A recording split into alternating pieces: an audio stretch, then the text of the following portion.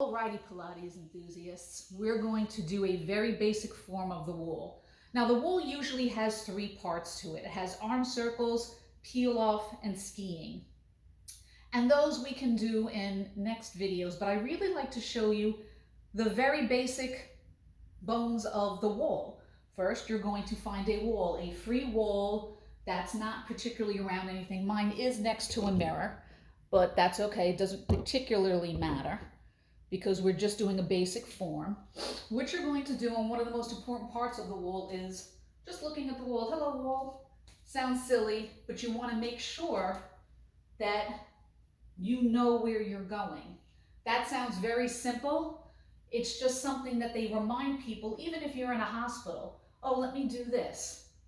You know, sit before you stand. These are things you want to remember. It sounds silly, but when we're having trouble moving, you actually have to think a little bit before you just move. That being said, I've addressed my wall. I'm going to put my lower back up against it. It's the most important part in Pilates. Think about the bottom of your rib cage, and you can go in and feel where your rib cage ends, because depending on your body, it might be shorter or longer, and where the top of your hips are. And your hips, Romana would always call these your headlights. You always want to make sure your headlights are facing forward, they're not tipping down or going off sideways, right? So keeping that, you also want to find your stance, which is something we'll discuss at a later time. But for right now, most people are heels together, toes apart. If you have, and your toes are not going to be too wide open, it's not a ballet thing, right? You want them open like a V, but you also don't want that V to be too tiny either. That's some people might work that stance. You don't necessarily need to. Open the feet where your pinky toes have to work a little bit to stay open, if that makes sense.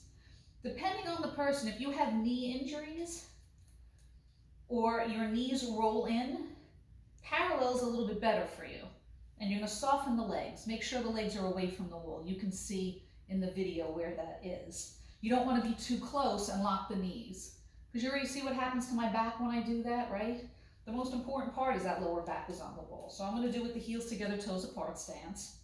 Romana was always very clear about this. It's called heels together, toes apart. It's not called Pilates stance. He didn't want it named after him. Just thought I'd share. So you're finding your stance. Knees are a little bent.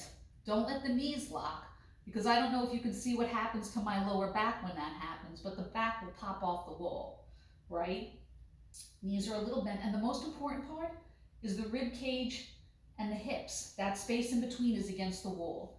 Now, I was such a sway back when I first started, I quite literally looked like this just to get my lower back on the wall, because I arched so much, right? This is just something you want to keep in mind when you're on the wall. If you're like this, that is okay.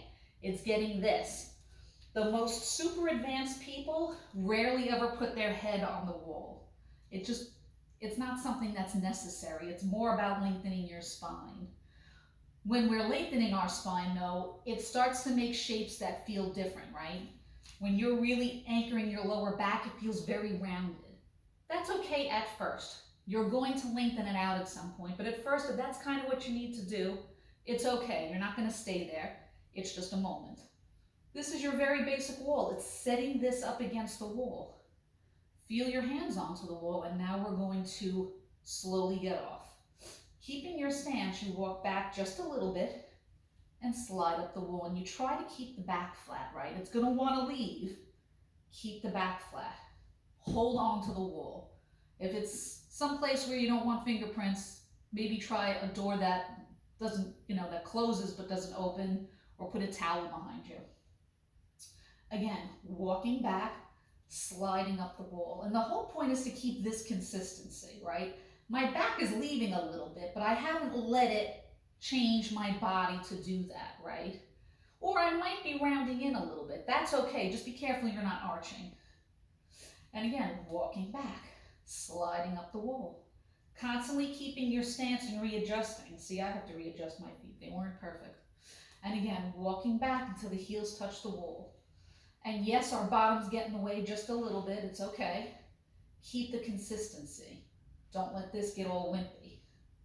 Keeping this, pressing into your hands, feel your hips come off the wall.